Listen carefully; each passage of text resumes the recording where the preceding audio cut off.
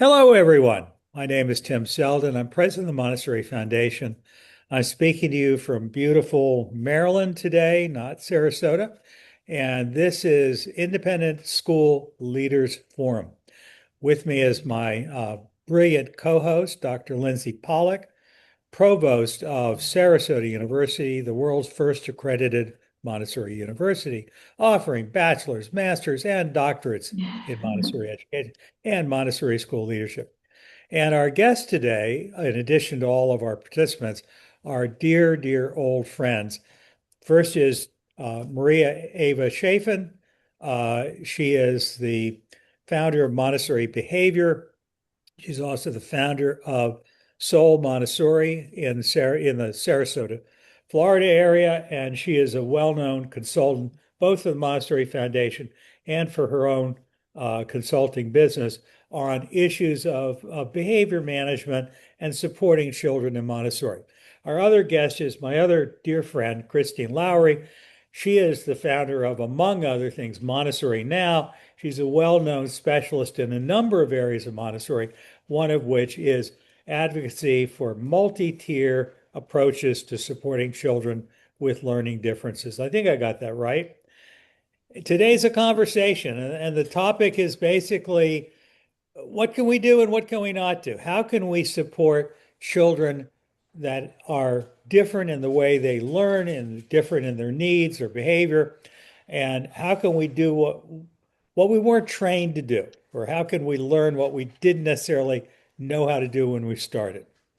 So it's an open forum conversation. Again, I really encourage all of you in the audience, feel free to just jump in. So, who wants to start? Nobody. It's up to you, Okay. Maria. I'll start, but I want to give Maria the opportunity to choose to be first to go first. Yeah. Oh, that's okay. That's Okay. okay. Thank you. And I will say it's delightful to be here with my friends Tim and Lindsay. And I don't believe that Maria and I have ever had a chance to be in the same Zoom room together. So it's lovely to kind of interact in person in a way, like virtually in person with you. So I'm delighted to be here.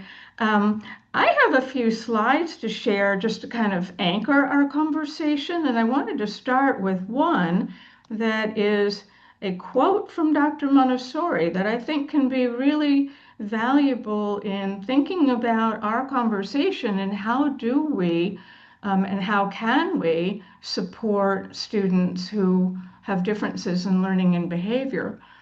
So she says in The Absorbent Mind that children are adapting the being that they are constructing to the conditions of the world about him.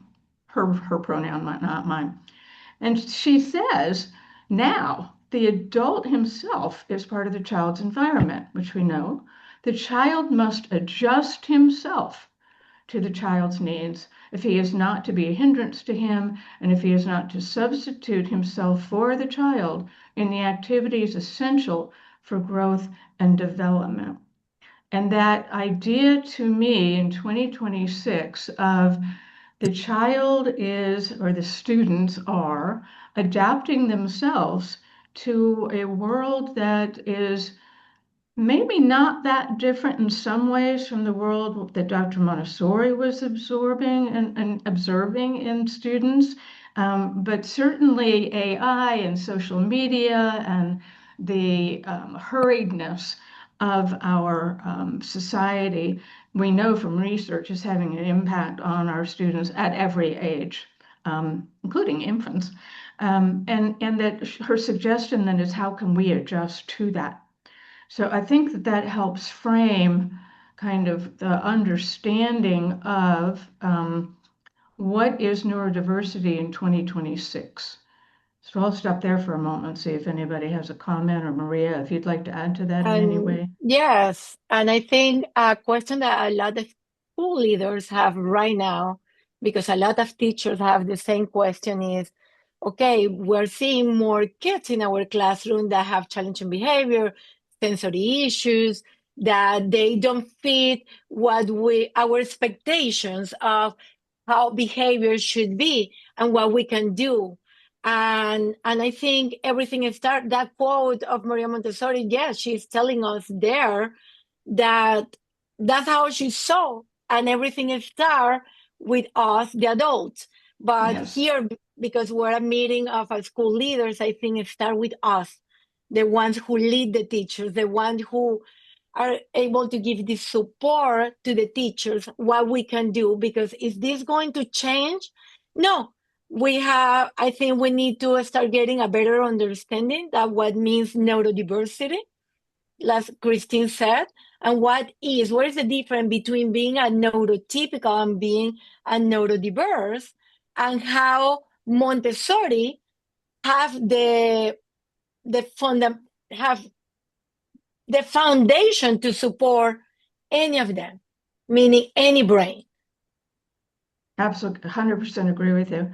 I do have another slide I'd like to share that helps us understand, because Maria, you kind of sparked it for me, the idea that sometimes we don't really have maybe the best understanding of what neurodiversity means in 2026. And it means something very different now than it did even 10 years ago, certainly 20 years ago. So, what we're looking at is this paradigm shift in understanding and defining what is neurodiversity. And the current definition that we're working from in cognitive science, neuroscience, certainly special education science, and education in general, is that neurodiversity is just this natural variation in human brains. We all have our own unique way of perceiving sensory input, perceiving the world, what we're learning, what stresses us, and how we interact socially. So we are moving past this point of seeing these differences as deficits that need to be fixed, to seeing them as just a normal difference in development. And one of the terms that I really, really love is from Ross Greene in his new book, The Kids That Aren't Okay. And he talks about developmental variability. Carrie Murphy from England also talks about developmental pathways, and that each one of our students, and in fact, each one of our staff members, when we're looking as school leaders, when we're looking at this, has a different way of developing. We all have different prior knowledge, and we all come at this from our own unique perspective, our own strengths, our own gifts, and we all have areas that we can continue to grow in. Let me stop sharing again.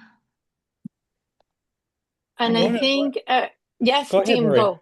No, no, no. Finish your thought. No, and I think understanding neurodiversity is understanding first, we need to understand ourselves as an adult and understand our own brains as high school leaders and as teachers to be able to understand our kids, because we're looking as an adult always to control and fix and change a behavior in the classroom or in the school. But when we can't understand ourselves, we're not going to be able to understand why the kid is reacting, why the behavior is happening, because we are stuck on those preconceptions and idea of what a classroom should be look like. But that's why when we start checking and observing ourselves first and understand our own sensory needs and our own brain how it works, and then wow, that was makes sense why the kid is acting like that. But at the same time, it's not only the teacher, it's us as leaders to understand that we're going to have teachers that are neurodiverse, teachers that have ADHD, that have autism, that have dyslexia, and how we can support the teachers that then we can support the kids. Yes, Tim, what you were. Well, I was going to say that, the typical thing we hear is, I didn't train to do this. I'm Mhm. seeing more and more kids that are whatever you want to call them, neurodivergent, they have special needs, they don't normalize, they act out, they disrupt the class, they're aggressive. kids ain't what they used to be. And one of my comments or one of my questions, are children today really different than the children of the past? And, admittedly, culture and technology are part of what makes humans human. But I've been in Montessori for most of my life. I mean, I remember back to the 1950s, and I saw the same behavior then that I see now. In fact, I was one of those neurodivergent kids. So there's the whole issue of, is it really worse, Uh, or is it just being diagnosed more? but we're I seeing an think it's increase on the diagnose because before, I don't know, and in my own experience, I was not diagnosed with ADHD until I was in my 20s, meaning because they didn't know that why I couldn't pay attention, why I couldn't concentrate. They just in that time will say, okay, Maria, you need more tutors, you need more extra help. And yes, it's an increase on the dinos. We're seeing more. But yes, I'm agree with you, Tim. It's more, I see some of the same behaviors before and now. But at the same time, the part of the AI, the part of the technology, the no ability of family spending time together, that as a human beings, we are born to be in connection. yes. And that's not happening that much. We are born to play, to crawl, to jump. And when we don't allow those things to happen to the kids, and since they are, what, 10 months, sometimes they're in the screen, we're not building the sensory system of the kid. We're not building all that proprioceptive, that vestibular sense that the kids need, meaning we're going to see other behaviors now that we didn't see maybe before because we didn't have time to spend that much time on the screen. We spend more time playing outside, maybe climbing and doing things. Right. And I'd like to add to that it's interesting, particularly with the diagnosis of autism spectrum disorder, the DSM-5 that was revised in 2022 added a significant disturbance in sensory input. And that is basically when the numbers of people who were identified as autistic started to kind of balloon. It currently is the largest classification of diagnosis that's given to students, and the diagnosis has broadened considerably. There is a good body of research in the past 5 or 6 years that actually talks about how children are different. And I agree with Maria, in large part, it has to do with family. So when we look at the report that was done by the Surgeon General under Biden, it's called Parents Under Pressure. When 50% of parents of children in America say that there are many days when they're so anxious that they can't function, that is, and getting back to what Maria is saying too about the nervous system, those children are coming into school dysregulated because they're not getting the kind of co-regulation that children used to get back in the day from their families, but they're not getting that from adults. And then even more important, that when we're supporting our teachers, that we're helping them learn about how our brains work, as Maria is saying, and how we are, if we can maintain a sense of calm because we've got techniques for doing that, as hard as it can be, then we are automatically co-regulating students because of the way the limbic system in the human brain works. We communicate emotions to one another unconsciously. So I wanted to look real quick at my dear friend Heather had put something in the chat, and because I do have a slide if we get to it that talks about her research. Something I think that makes it difficult for educators to shift away from the deficit model and categorizing students as neurodivergent and neurotypical or expected versus challenging is the binary thinking that we all typically default to as human beings. Yes. The Pedagogies of Voice is a wonderful book, and it really begins to look at that. So thank you so much, Heather. That is wonderful. Um, yeah. Other people that would like to make comments? Certainly encourage And it. and something that you say, Tim, you ask, do the teachers need? I'm not expert in the area, okay, and I never went to school to do a special needs. I get that part. Yes, you didn't went to school like me and or Christine and learn about special needs.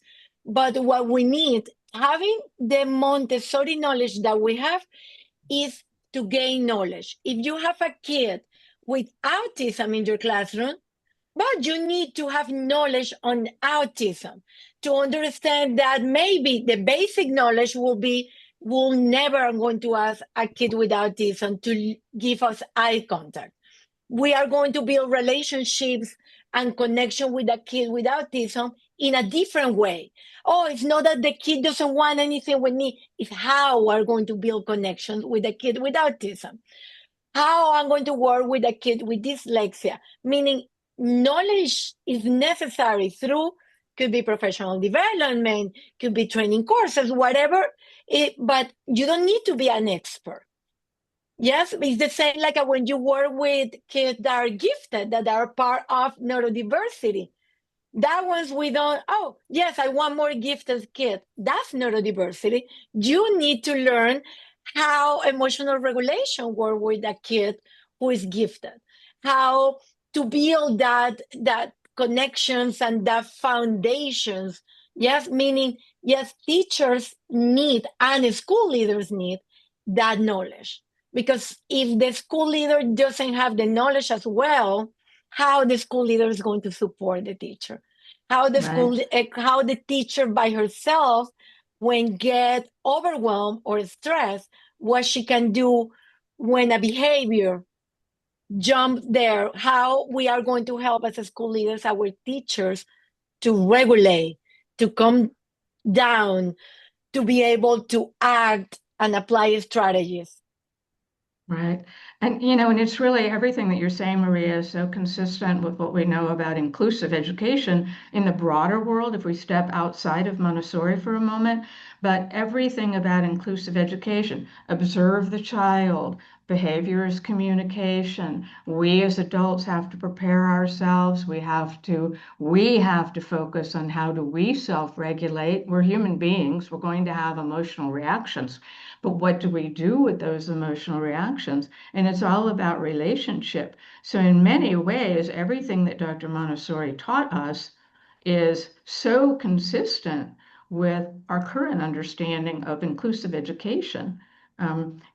For just a moment, could I share another slide or two? Because so much of what Maria and I are talking about is, I think sometimes it helps to have a visual for people Mm-hmm. as well. So this idea of neuronormativity is that there's a linear path of development, and as Heather was saying in her comment, we just have to, when we find ourselves thinking that way, we have to say, oh, but yes, developmental variability, and because of that developmental variability, I have to um, I have to manage my own expectations. Not that we don't have high expectations for every person in our staff and every student in our school, but that those expectations are starting with where the child is. And we're not expecting them to do something that they're not yet able to do. So let me skip that one. Um, Okay, so this is from Heather White, who was with you, Lindsay and Tim, 2 weeks ago, I think, two or Yes, three that's weeks right. Yes, ago. Heather was here just And recently sharing with us. Yes. yeah, I wanted to share Heather's dissertation study because it may be the only one so far of actual research studies that look at what do leaders and educators need.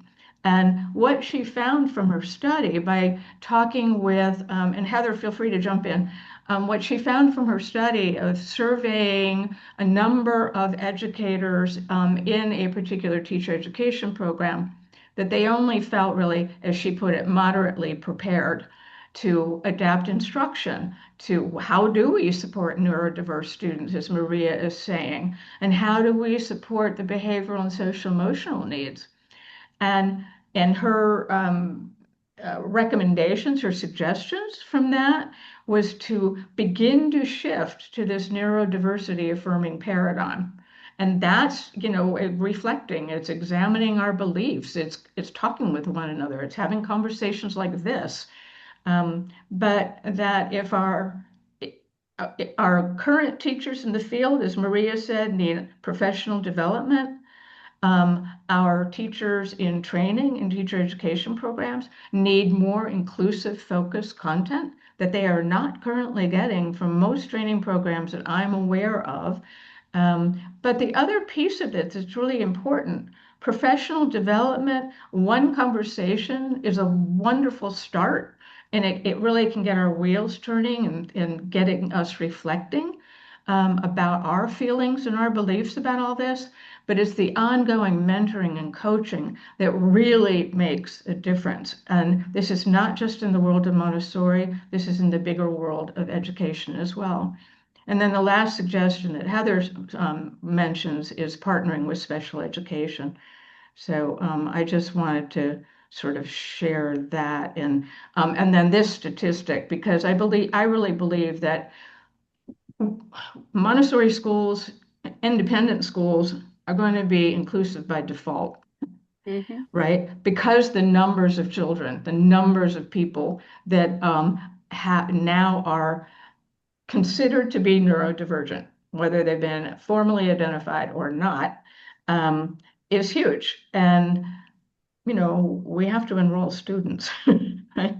I'm a former school owner and head of school. I know that it's balancing. We're here to serve children and their families, but we have to stay open to do that, right?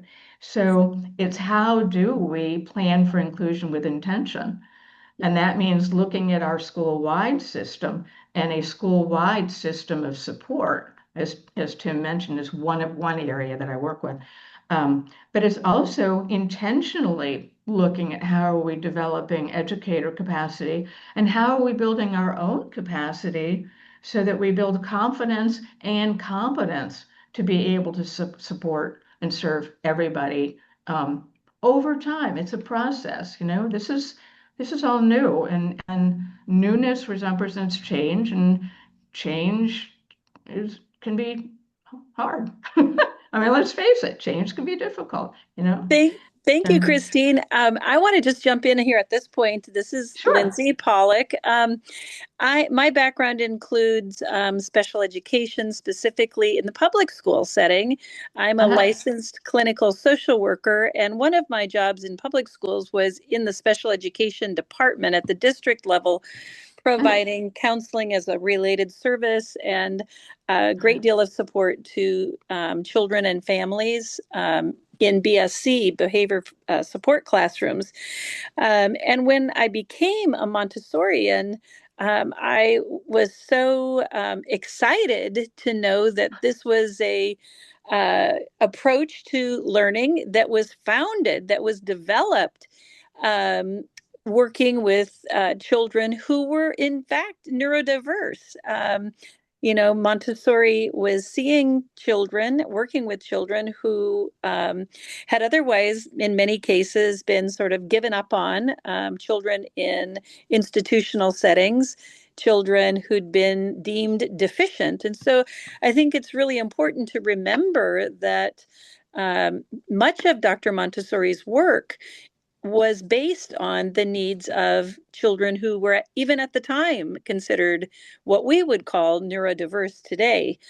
And so, the idea of all the level of differentiation in the classrooms, meeting the children where they are. And then I think also that interaction, as we've all been talking about, the preparation of the adult. We do have a comment in the chat from Fazita Kramer, who says, if we have children with a specific diagnosis, then we can use the tools suggested in their IEP or their individual education plan to help the children within the Montessori context.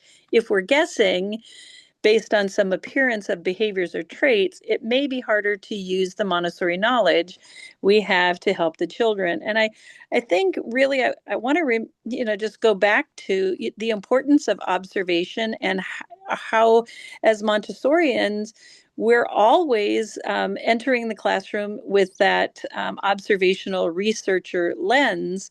Whether a child has a diagnosis or not, we are working to reach them and meet them where they are. And sometimes children may not ever get a diagnosis, and yet we have the opportunity to keep adapting, observing, trying new things. And just like Dr. Montessori, who was that researcher, we have the opportunity to find out what works. And I think, this is where again, I always say, I was always so excited going into a classroom with that lens of a researcher, not to sound too clinical with my children, but it was exciting to think about those puzzle pieces, both as a teacher and as a social worker. How can I reach this child, this family? How are they presenting? In social work, we call that a needs assessment. I think in Montessori education, we refer to that more as the cycle of observation. So I think Montessori education has such potential for children with diversities of all kinds, right? Whether it's neurodiverse or behavioral diversity. And what I wanted to close by saying, when I left my school in Houston, we had over 30%. Now, we had a very large school. It was over 1,000 students, but we had just over 30% of our children with either 504 plans, special education plans, and probably kids who needed one of those, but hadn't been formally diagnosed yet. And what I learned over time is that many parents in Montessori settings and in private school settings are seeking an alternative to the more rigid traditional school settings that they may have been encountering prior to finding an alternative. Maybe an alternative length of day, an alternative structure in the classroom, smaller group sizes.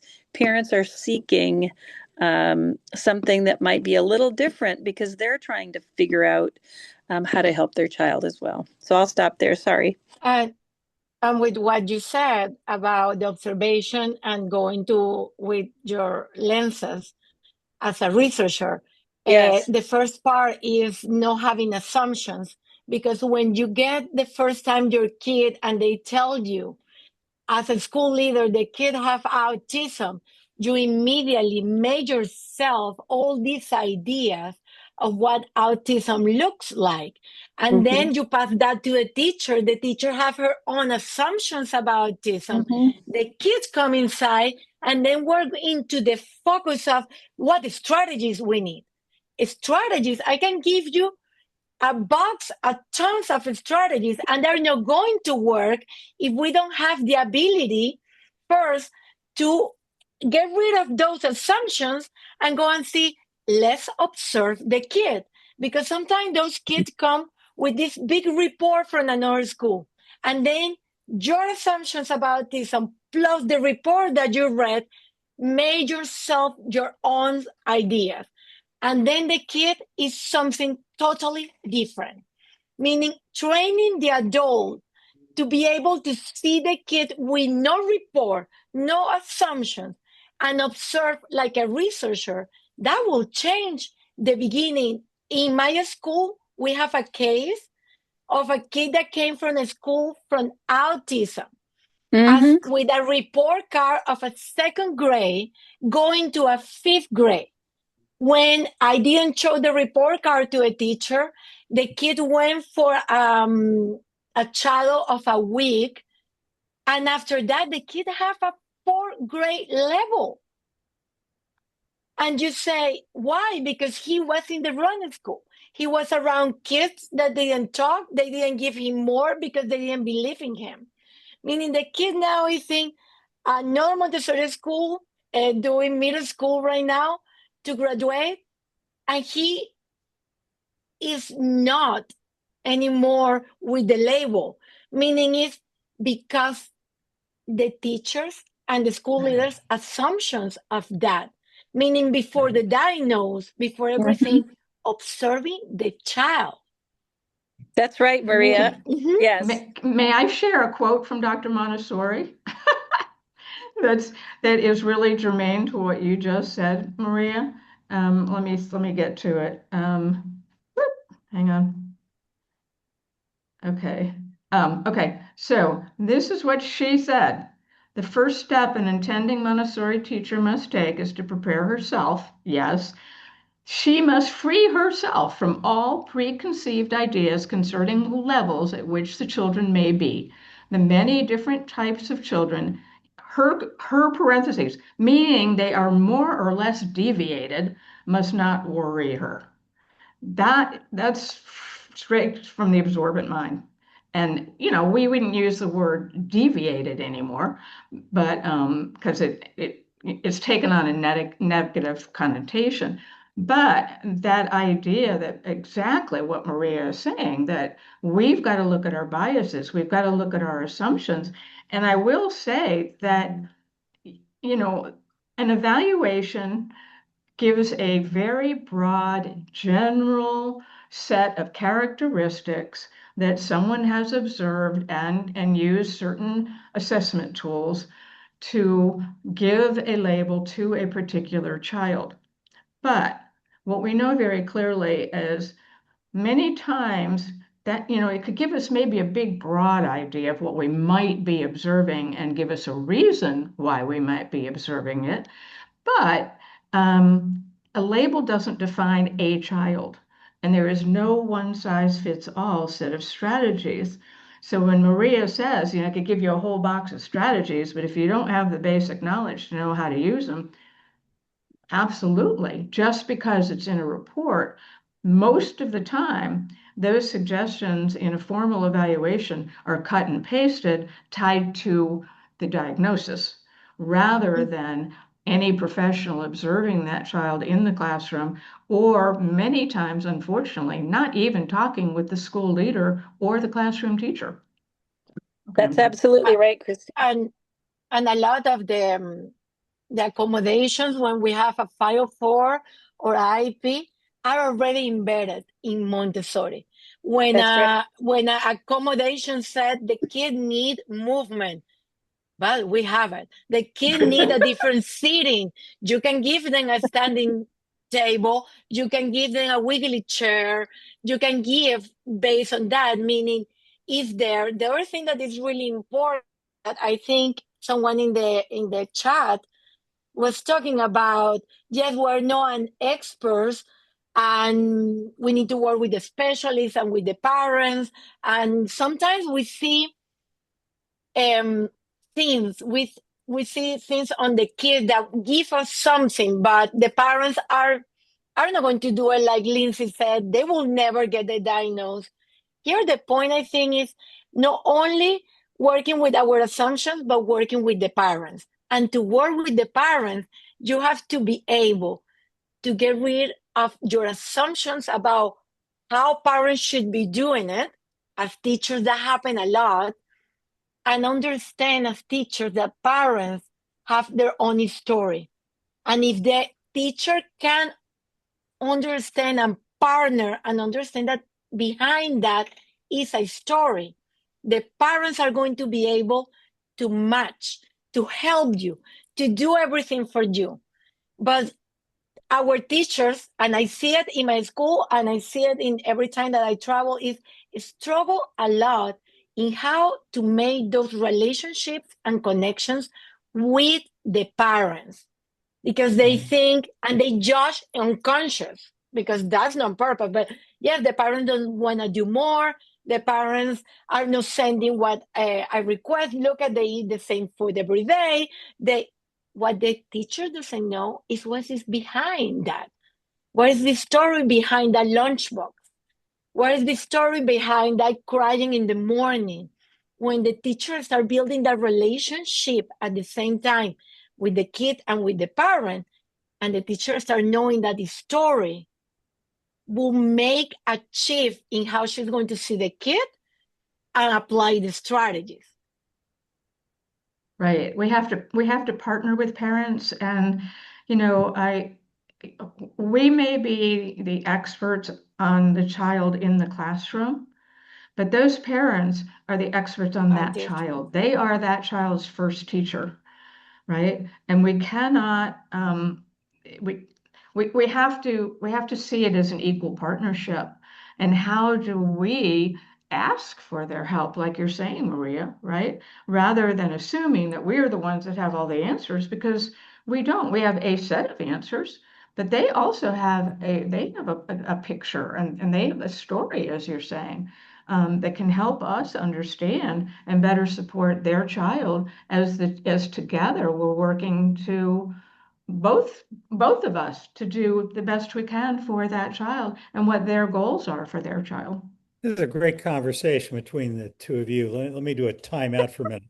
I think we Sorry. can all agree on number one. Um, many schools, teachers and administrators feel like more and more families are drawn to Montessori if they have a child that they're worried Mhm. about. So we're Yes. seeing more and more children within our schools.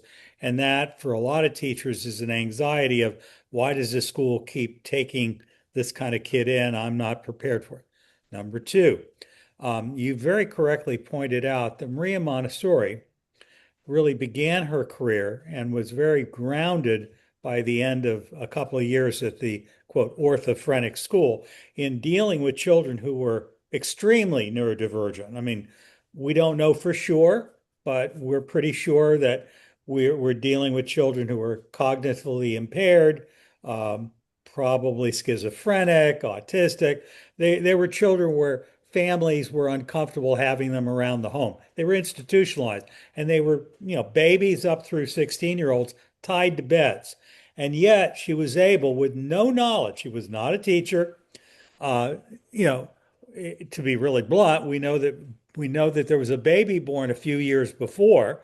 So there was the issue of Maria Montessori and how she felt about motherhood and children. And a lot of us think that this hard-bitten feminist, equal rights amendment kind of person really got out of her comfort zone as a scientist into child advocacy, in part because of whatever mixed emotions she had about having to give up Mario. However, what we do know is even though she was not an expert in special ed, she was not an educator, and she really didn't have a lot of experience working with kids, she did a heck of a job. And as you both have pointed out, she did it in a number of very interesting ways. One, she observed.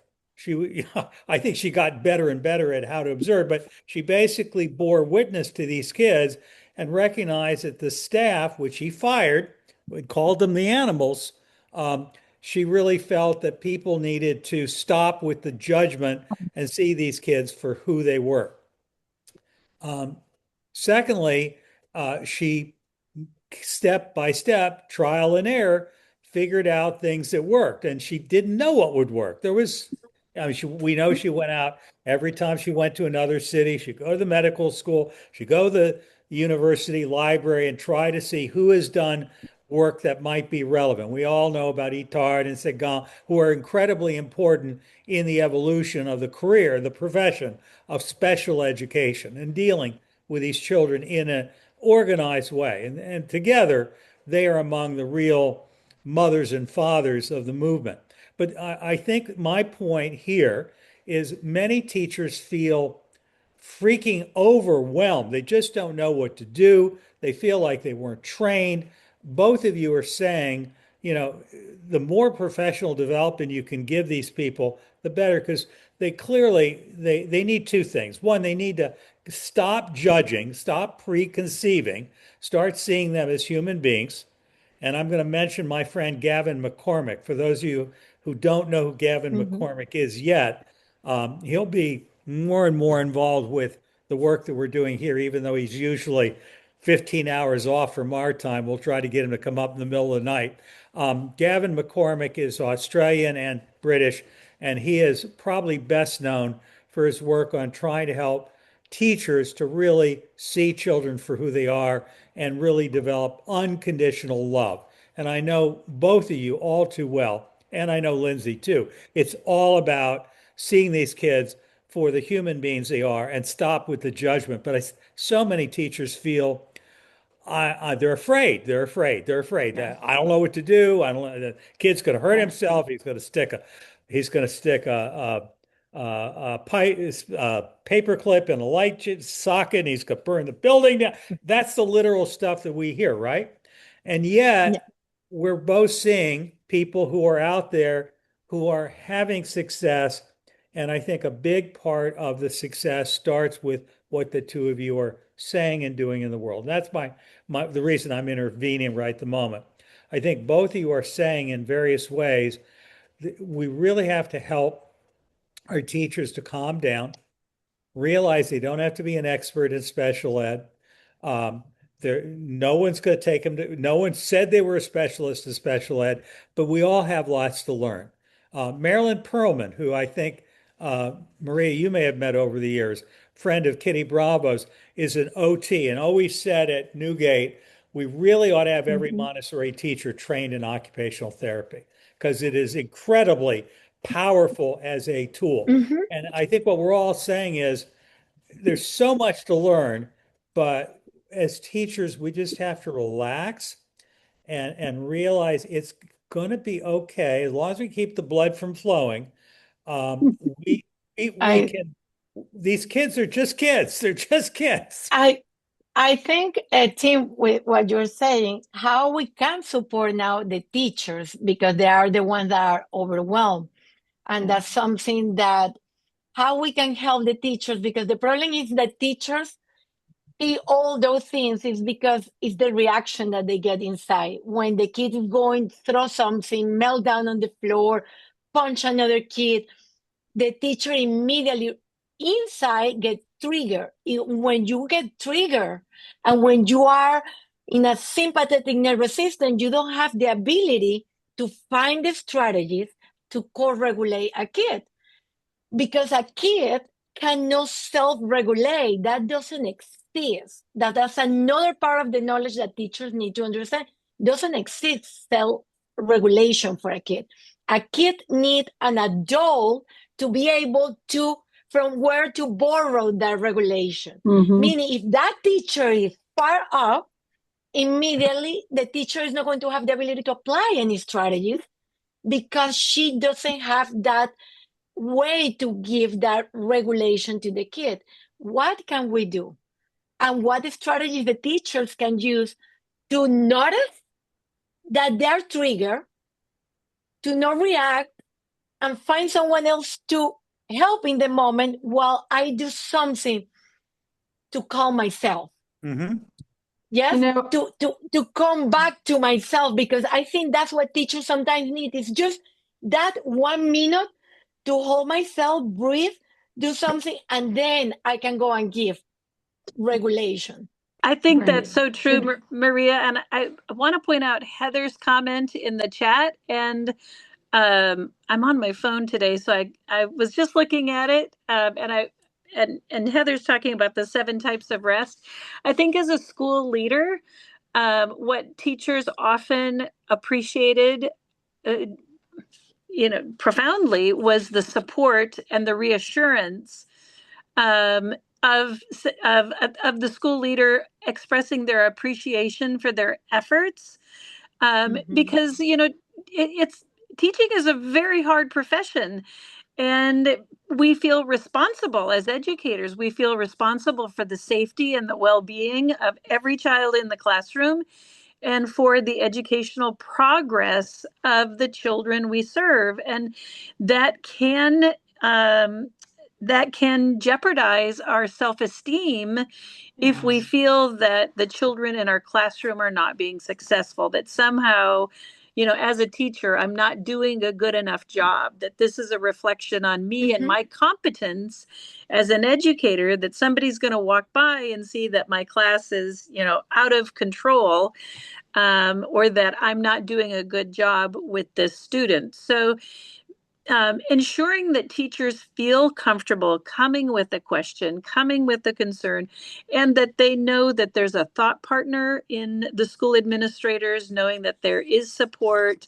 And I think, as in the public school settings, there's such pressure on test scores too, that people feel like their jobs could be jeopardized if the students in their classrooms aren't scoring high enough. So I know there are multi-layers, and I don't know if someone's able to see Heather's comment in the chat. I'd love Yeah, for I've got someone to it. read that. Yeah. She's, Lindsay, Yes. sorry. go ahead. Do you want to go ahead or should I read But Heather's quote? I just want to add that based on what you said, we like the teachers observe the kid when they are not feeling good or when they but what about us as a school leaders to Yes. know our teachers really well, because that's Yes. something that I try to do good, that every time that I walk, I know when my teacher Yes. state is not good, where I step in and give the opportunity to, I see you, you are not right now. You need a coffee, you need water. What do you need? Is us as a school leaders know what state is my teacher trigger, my teacher overwhelmed? What can I do? And sometimes Yes. simple coffee, a positive note, Yes. talk, whatever could switch the whole state of your teacher. Right. Absolutely. You Totally agree.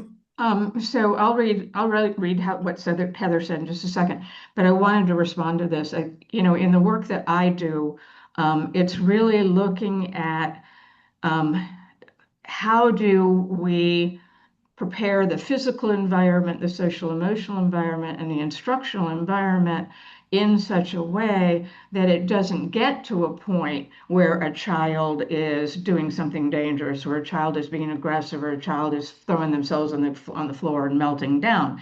It's about how can we proactively create sensory smart, sensory sensitive environments.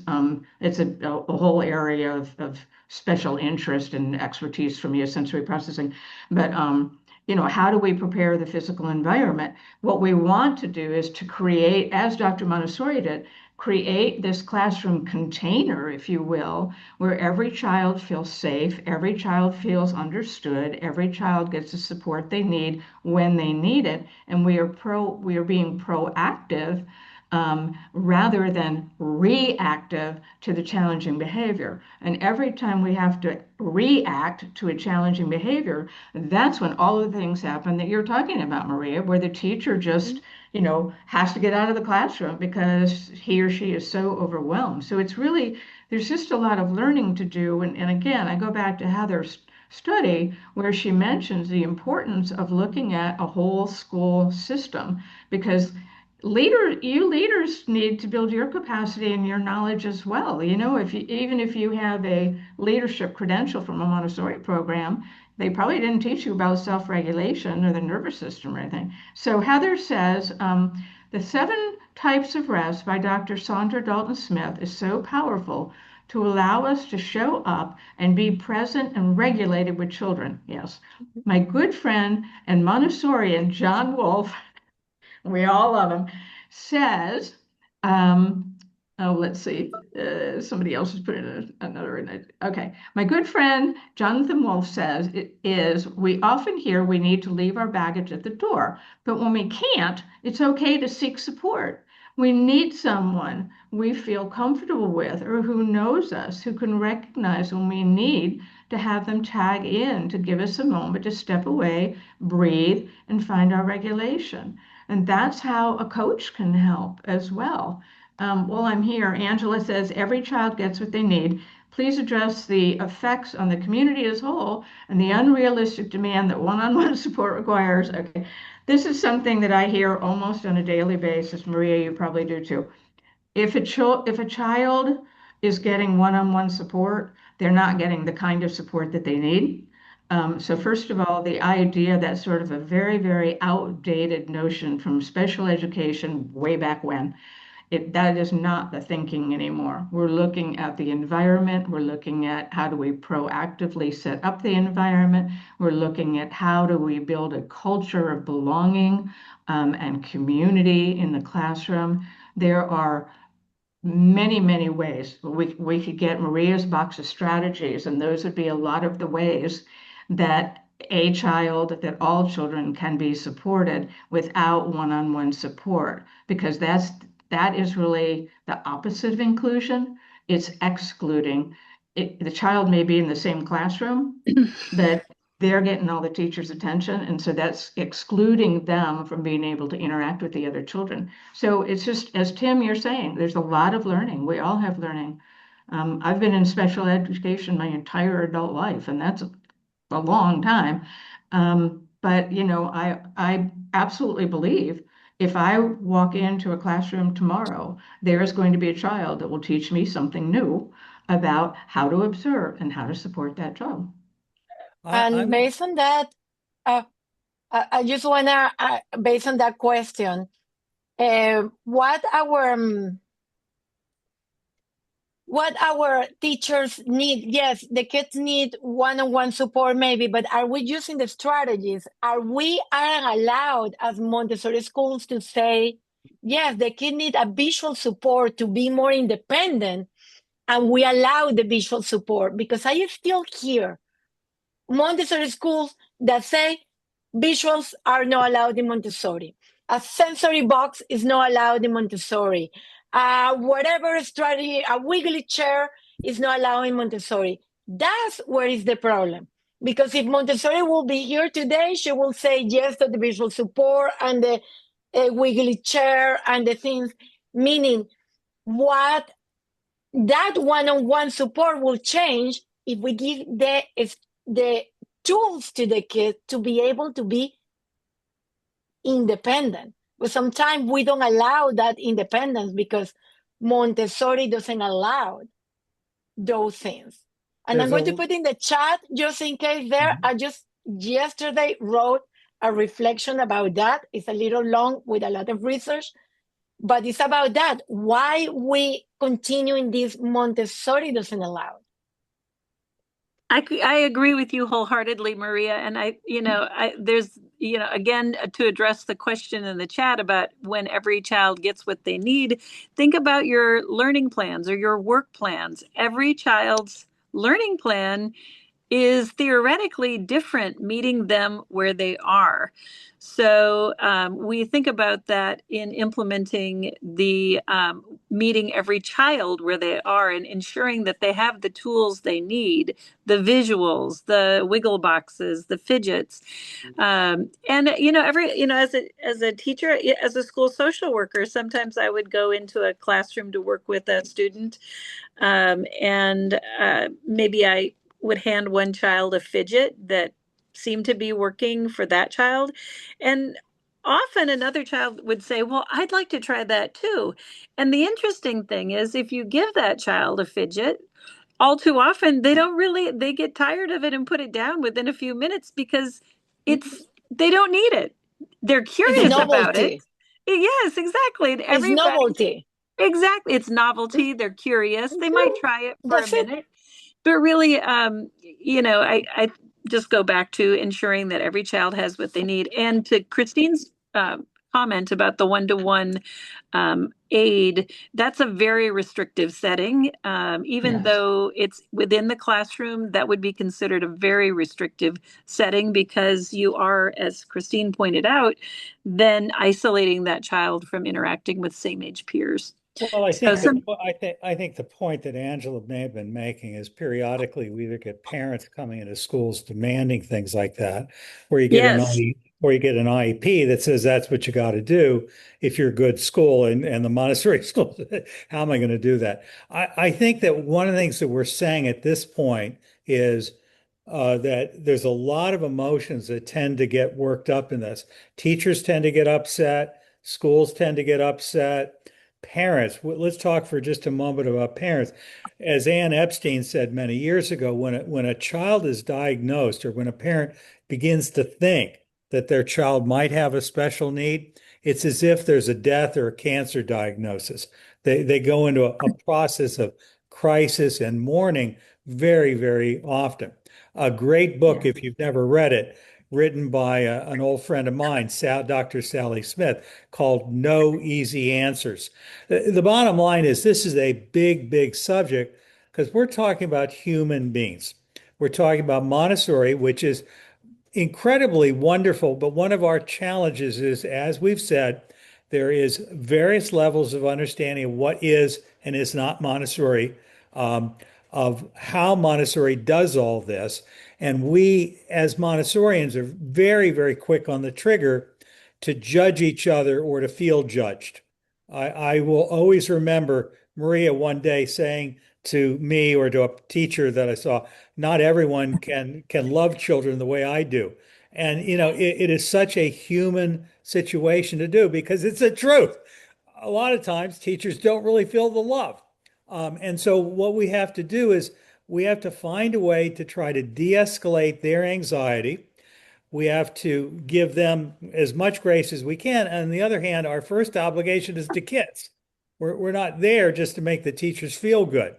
But on the other hand, if they're panicking, we're not going to get far. And so Right. this whole conversation is really, I think, boils down to this. People like you, Maria, people like you, Christine, are among the many people out there in the Montessori community that are trying to organize consultation, support, helping people put together systems that support meaningful movement in the right direction. I got that right? Yeah. Yeah. And it's really, really important. And there's lots of ways people do it. You can obviously go out these days and get a certification in Montessori special ed. You can go out and study special ed, which we certainly encourage.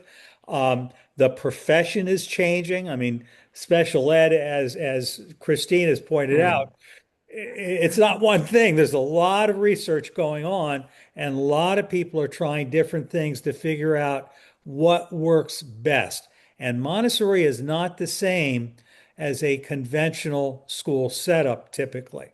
And we have opportunity, and there's also a difficulty from the profession of special ed to figure out how do we support kids in a Montessori environment. So we're all trying to work to figure out how to help people make that match. Christine, clearly we need another session. No, I was just going to say, I mean, the work that Maria and I are both are doing is to bridge Montessori and, I don't even call it special education anymore. I call it inclusion, but to bridge those bodies of information because in so many ways they're so consistent and they are so supportive of one another. And I think that's exactly, Maria, I'd like to hear what you have to say about that. But it's exactly what I see you doing when I looked at you on LinkedIn Oh, and yes. Yes, such, that's what we Yeah. do. We're doing the same, and there are more people there that is doing the same work. And it's Yeah. how we can help more school leaders and teachers in to bridge Montessori and neurodiversity. Yes, because if we cannot change that, and you're going to continue getting more kids in your school, and you have the choice to, okay, say no or what you're going to get. Yeah, if you're a private school, yes, maybe you say no, but you're a public school, the kid is coming, and we need to give more knowledge to our teachers and make that bridge shorter and shorter. And I would just like to reiterate, educators are the professionals. You are trained. You have the knowledge, so much knowledge. And I think sometimes we get into meetings with others, folks in special education, and we might feel intimidated.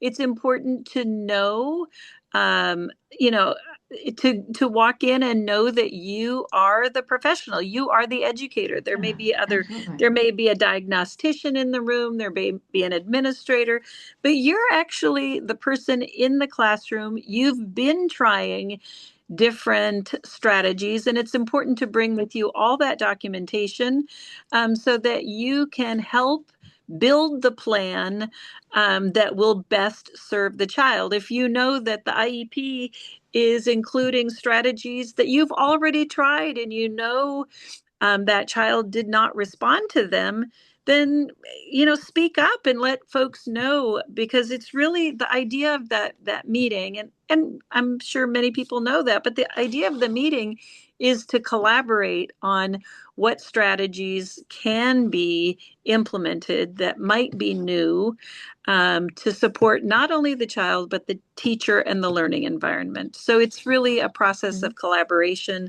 and partnership, when you come together as a committee. So I would love to suggest we organize over the weeks ahead, if everyone's willing, a couple of sessions in addition to what we've just done. One would be whatever the three of you feel is useful. So I mean, I don't want to judge that. I know what you might think we want to do. And the same thing from those of you who are listening, like Angela and others, we'd love to hear from you as to what you need. But here's my best guess. Number one, I think it would be really helpful if we had a session where we got together and tried to break it down to simplest terms. What are some of the things that people are doing that are working, and how can you as a school or as a teacher get more help? So what does it look like on a kind of granular level when somebody like a Maria or Christine is helping you at the classroom level? Obviously, there are school-wide system levels, which is a different issue. But the very practical, how do we help our teachers to get beyond the feeling of overwhelmed to, let's just think about some of the practice. We've mentioned wiggle chairs as an example, fidgets. These are great examples. When I was a kid, me with my little portable typewriter, because I was dyspraxic. There's no wrong answer. Anything that works. And so what does it look like? Where can you get help? Secondly, I think one of the things that I believe is true, and I think everyone else thinks is true, is if you as a teacher can truly embrace these kids and the families and not feel resentful, you're way ahead of the game. If you see Yeah. these children as real human beings, so how do we, part of it is Heather White and rest, all the various ways of lowering your stress. John Wolfe, there's so many people, and Gavin McCormick. Maybe we'll gather the clan together and just talk about how people can try to connect with the real parents, the real children that are causing them the most angst out there, and how do we create that feeling that you are seen, you are loved, you are welcome here. And And Heather is saying Okay. yes. yes. Well, Tim, I'll be working on that for our speaker series. I think it's a fabulous idea. And um, next week we have a wonderful presentation. We have Erica Sanneman coming to speak on the role of restorative practices in building a peaceful community. Mm-hmm. So we're really excited to bring Erica in to speak with us.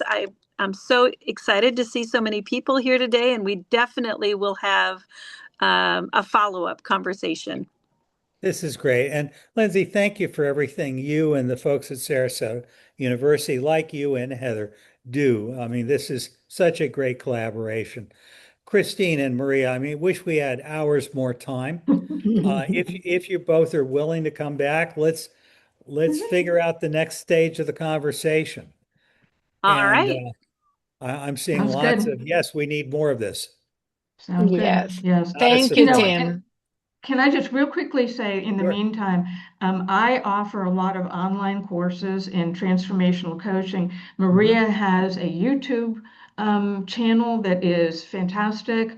and is regularly posting wonderful blogs and thoughts on LinkedIn. And if I can recommend you, Maria, everybody Thank take a you. look at what she's offering because there's some great stuff that she's doing out there as well.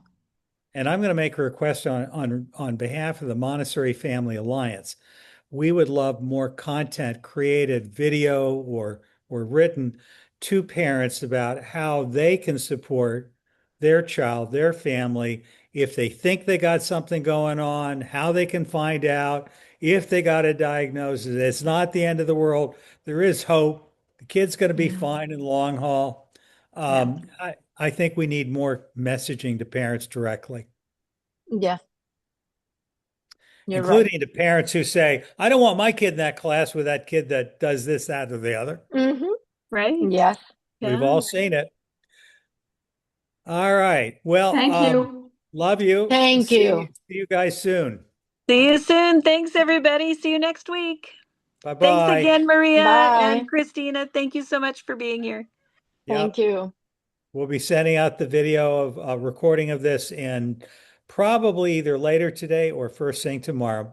Bye bye, everyone. Bye, Heather. Bye for now. Bye. Bye.